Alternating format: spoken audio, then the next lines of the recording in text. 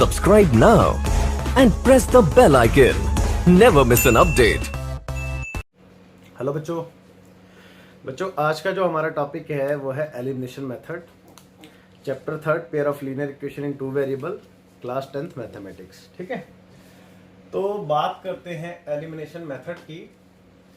बच्चों elimination method मतलब इसका जो नाम है एलिमिनेशन बिल्कुल उसी से मिलता जुलता ही है। जैसे कि एलिमिनेशन में हम क्या करते हैं कि आपने देखा हमारे पास दो वेरिएबल होते हैं और दो इक्वेशन होती है, like a1x plus b1y plus c1 equal to 0 और a2x plus b2y plus c2 equal to 0, है ना। कुछ इस तरीके से दो इक्वेशंस होती है हमारे पास ना। तो हम क्या करते हैं कि इनमें से ना एक वेरिएबल को एलिमिनेट कर देते हैं। मतलब लेट्स से कि एलिमिनेट करने का तरीका क्या है कि हम इनके कोफिशिएंट को इक्वल करके किसी भी, अगर मुझे x को एलिमिनेट करना है तो मैं x के कोफिशिएंट को इक्वल कर लूँगा और इनके साइन अपोजिट करके, साइन चेंज करके कैंसिल आउट हो जाएगा। तो जो बचेगा वो मेरे पास क्या बचेगा बच्चे, एक वेरिएबल बचेगा। लेट्स से y बचता है अगर मेरे पास, तो मैं y को इजीली सॉल्व कर सकता हूँ, है ना। उसके बाद ठीक है, तो इस मेथड में हमने यही करना है बच्चे, है ना।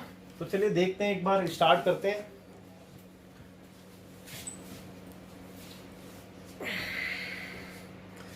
तो बेटा इसमें पहला एग्जाम्पल नंबर 11 है, पेज नंबर 54 पे। देखते हैं एक बार इसको।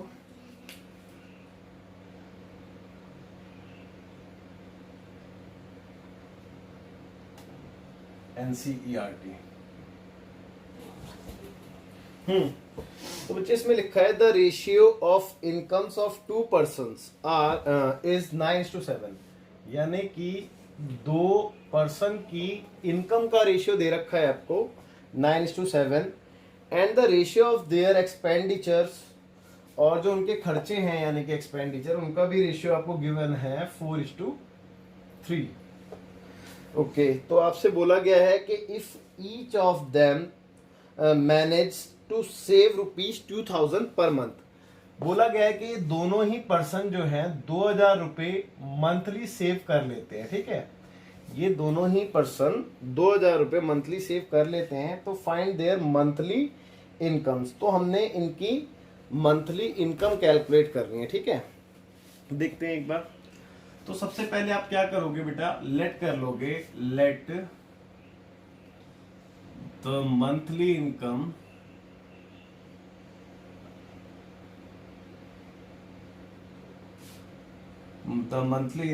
of both the person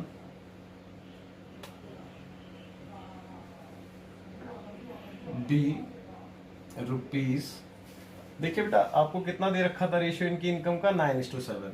तो इसके अकॉर्डिंगली इसकी 9x हो जाएगी एंड दूसरे की 7x हो जाएगी, है ना। ऑल्सो या फिर एंड द मंथली एक्सपेंडिचर, ठीक है ना, expenditures of both the person be rupees, और इनके मंथली जो एक्सपेंडिचर हैं वो आपको दे रखे थे, किस रेशियो में दे रखे थे, 4:3। तो ये आप ले लेते हैं 4y एंड 3y। ठीक है, ओके। अब अकॉर्डिंग टू द क्वेश्चन, बच्चों एक बात ध्यान से देखना कि लेट सपोज कि मैं अपनी बात करता हूँ कि मान लेते हैं कि मैं 25,000 रुपीज़ पर मंथ कमाता हूँ, मेरी इनकम महीने की 25,000 रुपये है, और मेरा जो खर्चा है महीने का, लेट से कि मैं मान लेता हूँ मेरा 23,000 रुपये महीने का खर्चा हो जाता है ना बच्चे। तो मेरे को सेविंग अगर मैं कैलकुलेट करूँ तो कैसे कैलकुलेट करूँगा कि मैं अपनी इनकम में से अपना एक्सपेंडिचर को माइनस कर लूँगा, है ना। तो मेरी क्या आ जाएगी बच्चे, महीने की सेविंग आ जाएगी कि कितना मैं महीने में सेव करता हूँ। तो कैसे कैलकुलेट होगी वो चीज़, अगर मैं इनकम में से अपने खर्चे को सब्ट्रैक्ट कर दूँ तो, है ना। तो अकॉर्डिंग टू द क्वेश्चन अगर मैं पहले पर्सन की बात करता हूँ, है ना, तो फर्स्ट पर्सन की इनकम क्या थी बच्चे, 9x, है ना, और फर्स्ट पर्सन का एक्सपेंडिचर यानी खर्चा कितना था, 4y। तो अगर मैं दोनों को सब्ट्रैक्ट कर दूं, यानी कि इसकी इनकम में से इसका खर्चा सब्ट्रैक्ट कर देता हूं, तो मेरे पास क्या आएगा बच्चे, इसकी सेविंग आएगी, और आपको सेविंग मंथली कितनी दे रखी थी, 2000 रुपए दोनों के लिए, मतलब 2000 रुपए पहले पर्सन भी सेव कर रहा था और दूसरा पर्सन भी 2000 रुपए ही सेव कर रहा था, है ना। तो ऑल्सो सेकंड पर्सन की बात करें तो सेकंड पर्सन की इनकम कितनी है बच्चे, 7x, और इसका एक्सपेंडिचर यानी खर्चा कितना है, 3y, और ये भी कितना सेव कर रहा है मंथली, 2000 रुपए। तो बच्चे यहां तक तो कोई डाउट नहीं होना चाहिए, आपके पास दोनों इक्वेशंस बन चुकी हैं, और अब आप इस इक्वेशन को किसी भी मेथड से सॉल्व कर सकते हैं, चाहे वो सब्स्टिट्यूशन मेथड जो हमने लास्ट वीडियो में डिस्कस किया था, चाहे वो एलिमिनेशन मेथड जो हम आज डिस्कस कर रहे हैं, या फिर क्रॉस मल्टीप्लिकेशन मेथड, और इसके अलावा आप इसको ग्राफ से भी कैलकुलेट कर सकते हैं ना। तो देखते हैं एक बार, लेकिन आज हम करेंगे इसको एलिमिनेशन मेथड से ना। तो जैसे कि मैंने बताया आपको, एलिमिनेशन मेथड में क्या करते हैं कि मैं किसी भी एक वेरिएबल को एलिमिनेट कर देता हूं, इट मींस काट देता हूं उसको, है ना। तो उसको काटने का तरीका क्या बताया था मैंने अभी आपको, कि उनके जो कोफिशिएंट है मैं उसको इक्वल कर लूं। तो या तो मैं अगर x को काटता हूं तो मुझे x के कोफिशिएंट को इक्वल करना पड़ेगा, अगर मैं y को काटता हूं तो मुझे y के कोफिशिएंट को इक्वल करना पड़ेगा, है ना। तो इसका एक बहुत इजी तरीका है कि आप इनके कोफिशिएंट का ना एलसीएम देखो कितना आता है। भाई इसका कोफिशिएंट 4 है, इसका कोफिशिएंट 3 है, तो इन दोनों का एलसीएम अगर मैं करता हूं तो क्या आएगा बेटा, 12 ही तो आएगा इन दोनों का एलसीएम, है ना। तो इसका मतलब ये हुआ कि मुझे यहाँ पे 12 बनाना है, ठीक है। मुझे इतना समझ में आ गया कि एलसीएम से कि मेरे को यहाँ पे क्या बनाना है, तो मुझे पता चल गया 12 बनाना है मेरे को यहाँ पे। अब मैं इस इक्वेशन को किससे मल्टीप्लाई करूँ कि 12 बन जाए, तो ऑब्वियस सी बात है कि मेरे को यहाँ पे 12 बनाना है तो मेरे को 3 से मल्टीप्लाई करना पड़ेगा। सिमिलरली इसकी बात करें तो इसको मुझे 4 से इंटू करना पड़ेगा तो 12 बनेगा, है ना, क्योंकि जो भी इनके कोफिशिएंट का एलसीएम आता है ना मुझे वो लाना होता है, ठीक है। तो ध्यान रखना इस चीज को। अब देखिए 9 3 27, x minus 4 3 12y equal to 3 2 6, तो 6000, 7 4 28, ठीक है, और 4 3 12y और इक्वल टू 4 2 8, ये आ गया 8000। अब बच्चे इनके कोफिशिएंट इक्वल हो चुके हैं, बट आपको पता है कि अगर यहाँ पे दोनों माइनस माइनस है तो माइनस माइनस प्लस होता है, अगर दोनों प्लस प्लस होते तो भी प्लस होता, लेकिन अगर एक माइनस और एक प्लस है तो हम इसको डायरेक्ट काट सकते थे क्योंकि तब सब्ट्रैक्ट होता है। तो अगर यहाँ पे साइन सेम है तो हमें हमेशा साइन चेंज करने पड़ेंगे। तो सबसे पहले हम क्या करेंगे बच्चे, इनके साइन चेंज करेंगे। तो ये माइनस था तो ये मैंने प्लस कर दिया, ये प्लस था तो ये माइनस हो गया, और ये भी प्लस था तो ये भी माइनस हो गया। मतलब नीचे वाली इक्वेशन के हम सबके साइन बदल देंगे, ठीक है बच्चे। अब ये माइनस का है और ये प्लस का है, अब ये कैंसिल हो जाएगा इससे, है ना। अब देखो ये प्लस का है और ये माइनस का है, तो प्लस माइनस माइनस साइन बड़ी वैल्यू का आता है। तो 28 में से 27 गया तो एक x बचेगा, एक लिखने की जरूरत ही नहीं है, खाली x बचेगा, और वो भी माइनस का x बचेगा क्योंकि माइनस का बड़ा है ना। और इक्वल टू में अगर इसमें से मैं इसको घटाऊंगा तो कितना बचेगा, चेक कर लो। 8000 में से 6000 गए तो 2000 बचेंगे, और वो भी माइनस के, तो माइनस से माइनस कैंसिल, तो x की वैल्यू कितनी आ गई, 2000 आ गई, ठीक है। ओके चलो x तो आ गया, y भी निकाल लेते हैं। तो y निकालने के लिए मेरे पास ये दो इक्वेशन है ना, मैं किसी एक में सब्स्टिट्यूट कर दूंगा x को, तो y आ जाएगा। तो किस में करूं, जो छोटी लगे आपको उसमें कर दो, सेकंड में कर देता हूं। तो putting x is equal to 2000 in equation number second, है ना। तो थोड़ा सा साइड में कर देता हूं मैं, एक बार देखना जरा।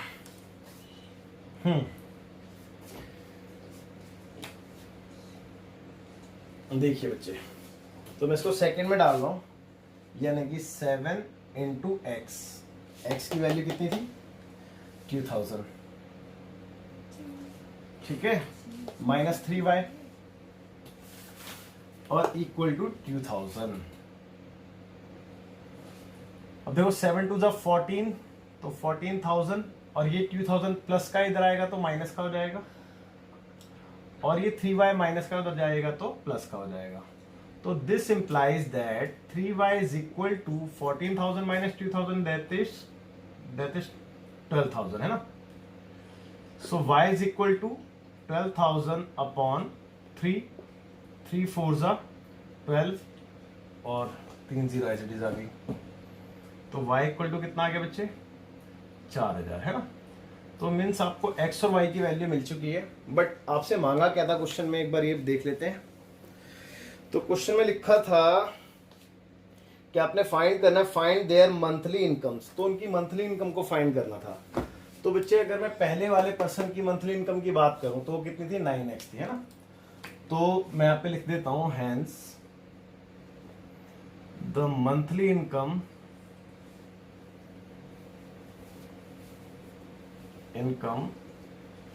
Of first person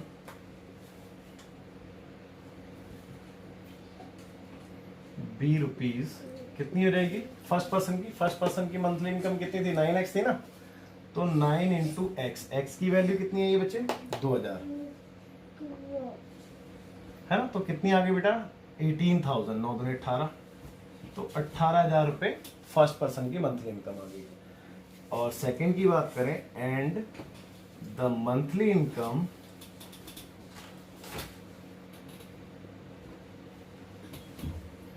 of second person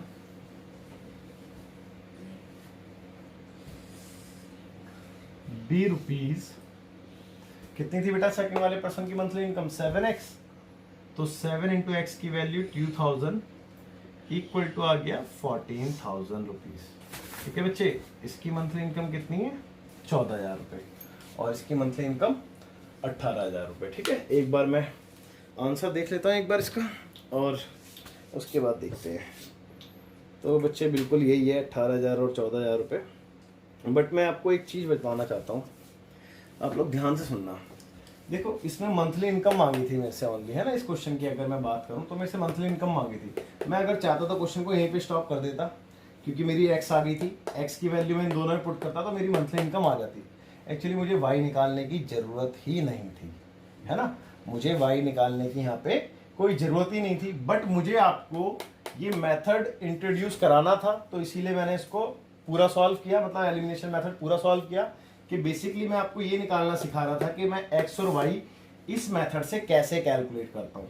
ठीक है बच्चे, एक्स और वाई इस मेथड से कैसे कैलकुलेट करते हैं।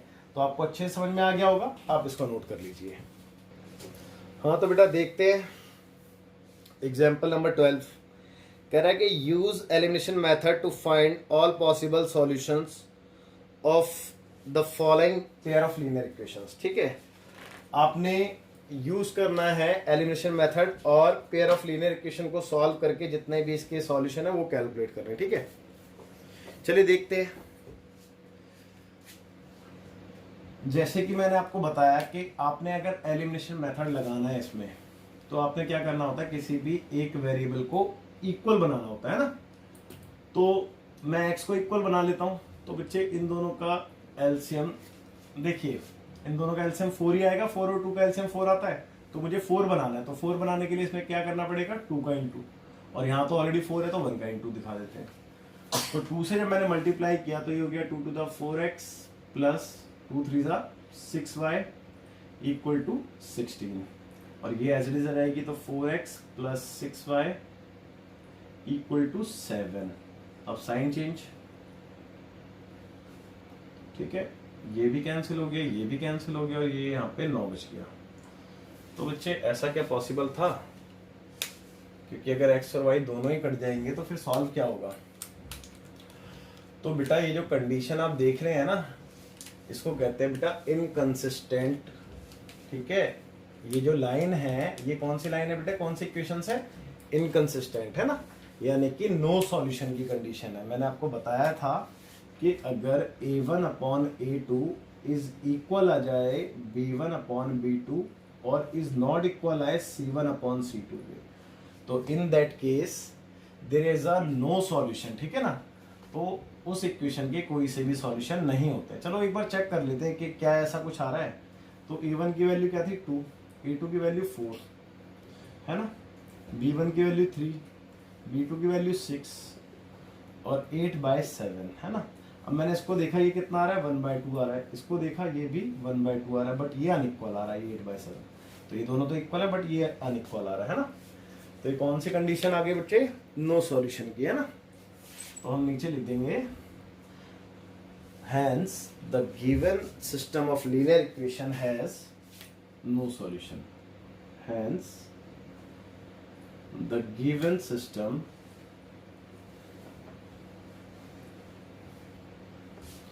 of linear equation has no solution.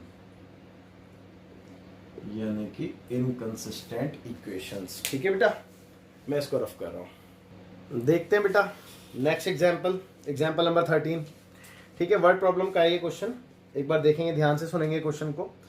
कहता है कि the sum of two digit number and the number obtained by reversing the digits is 66।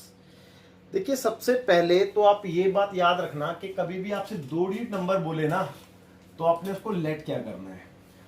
जैसे कि लेट्स से कि अगर कोई टू डिजिट नंबर 32 होता, तो बच्चे आप इसको कैसे लिखते, ध्यान से देखना, मैं इसको ब्रेक करके दिखाता हूं आपको। आप इसको लिखते 10 × 3 + 2। आप चेक कर लो, 10 3 = 30 और 30 + 2 दैट इज 32, है ना। तो कभी भी टू डिजिट नंबर होता है ना, तो उसके यूनिट डिजिट को तो सिंगल प्लेस से डिनोट किया जाता है, बट टेंस डिजिट को टेंस प्लेस से डिनोट करते हैं, यानी कि 10 वहां पे मेंशन होता है ना। तो आपने हमेशा नंबर को जो लेट करना है, तो आपने कैसे करना है, let the two digit number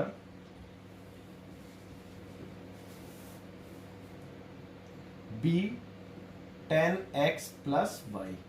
आपने हमेशा दो डिजिट का नंबर कुछ इस तरीके से नोट करना है। ये यूनिट डिजिट हो गई और ये टेंस डिजिट हो गई, है ना बच्चे।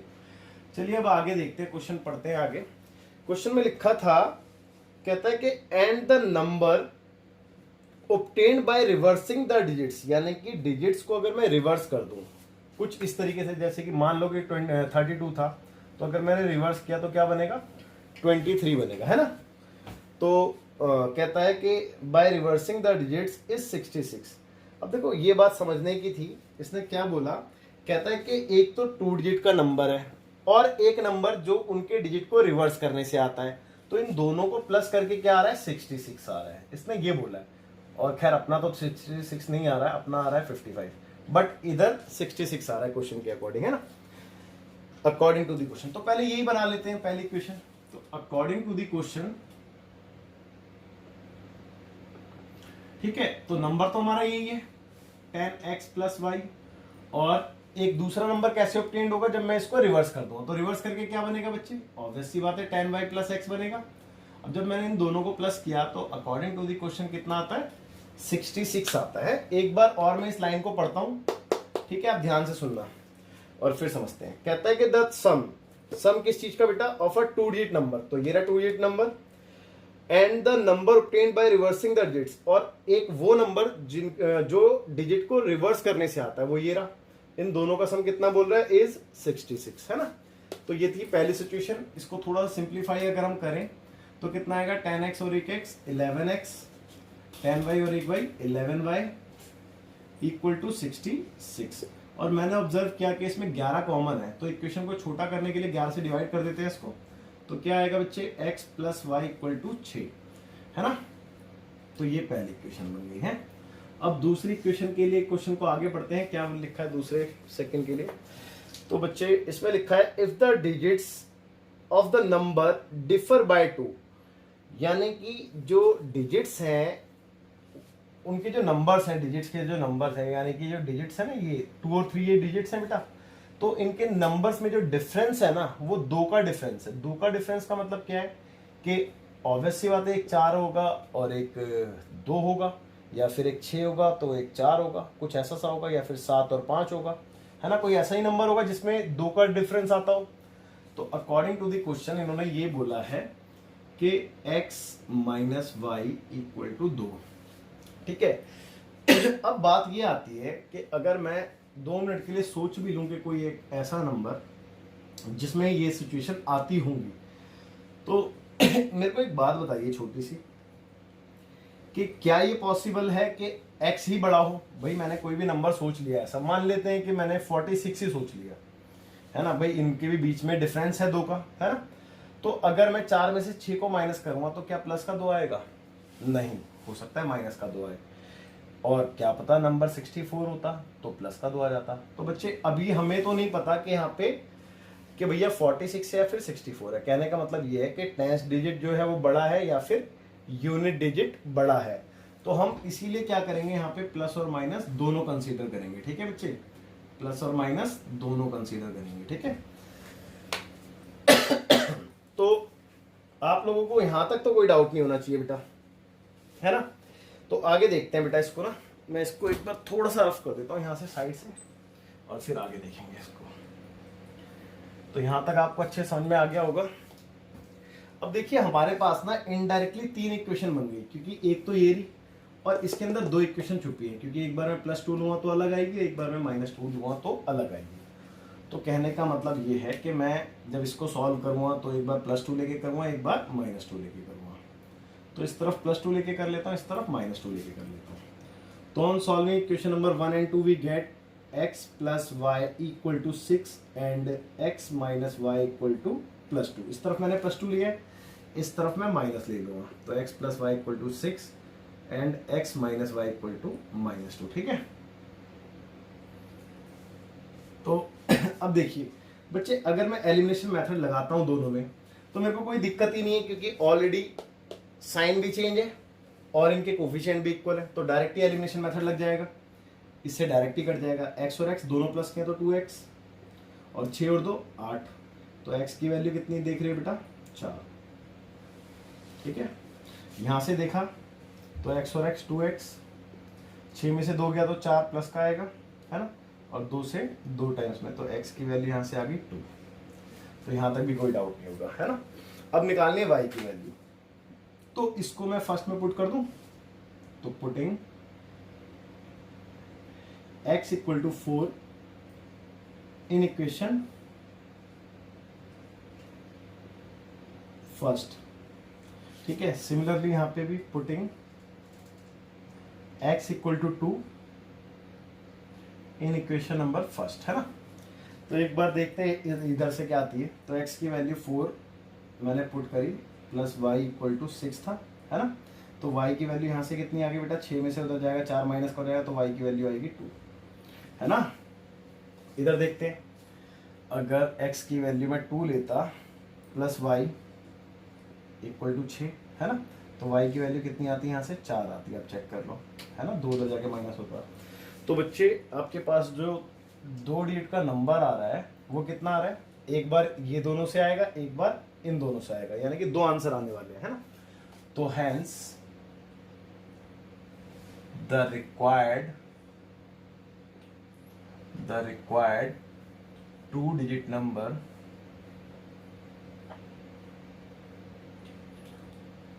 नंबर बी कितना था बच्चे, 10x + y था, है ना। तो अब 2 नंबर आने वाले हैं, तो मैं 2 सिचुएशन ले लेता हूँ, एक इस तरफ वाली और एक इस तरफ वाली। तो इस तरफ वाली जब मैंने ली तो x की वैल्यू इस तरफ वाली में कितनी थी, 4 थी, है ना, और y की वैल्यू इस तरफ वाली में कितनी थी, 2 थी। ठीक है, तो यहाँ पे कितना आ गया, 40 + 2 दैट इज 42, है ना। और अगर इस तरफ की बात करें तो 10 × x की वैल्यू यहाँ पे कितनी थी, 2 थी, और y की वैल्यू 4 थी। तो यहाँ पे कितना आ गया, 20 + 4 दैट इज 24। तो ये दो डिजिट का नंबर मिल चुका है। अब एक बार है ना इसको वेरीफाई करके देख लेते हैं। वैसे क्वेश्चन में बोला नहीं है, मांगा नहीं है वेरिफिकेशन, बट फिर भी कि हमने इसको सही निकाला या नहीं निकाला। तो क्वेश्चन को समझते हैं, क्वेश्चन में क्या बोला था। पहले इसको वेरीफाई कर रहा हूं मैं। क्वेश्चन में बोला था कि भाई नंबर को और उनके डिजिट को पलट के प्लस कर दो। तो डिजिट को पलटूंगा तो क्या आएगा, 24 आएगा ना, और दोनों को प्लस करके कितना आना चाहिए, 66। तो अब चेक करो क्या आ रहा है, 4 और 2 6, 4 और 2 6। यहाँ तो बिल्कुल आ रहा है, मतलब पहली सिचुएशन तो वेरीफाई हो रही है। दूसरी भी देखते हैं। दूसरी में बोला था कि इनके डिजिट के बीच में जो डिफरेंस है वो 2 का है। भैया अब देख लेते हैं ना, डिजिट क्या है, एक 4 और एक 2 है, तो दोनों के बीच में 2 का अंतर भी है। तो ये वाले तो वेरीफाई हो रहा है। अब इसको भी देखते हैं एक बार, फिर से वही वाली बात है, नंबर और उसको पलट के। तो नंबर कितना आया बेटा, 24 आया, और इसको पलट के कितना आएगा, 42 आएगा। दोनों प्लस करके 66 आ रहा है, और इनके बीच का डिफरेंस भी देखो 2 आ रहा है। तो वेरिफिकेशन भी हो चुकी है बच्चे अच्छे से, और आई होप कि आपको अच्छे से क्लियर हो गया होगा। तो आपने बस लास्ट में नंबर्स लिख देना है कि hence the required number be या फिर R42 एंड 24, ठीक है। ओके, आप इसको नोट कर लीजिए।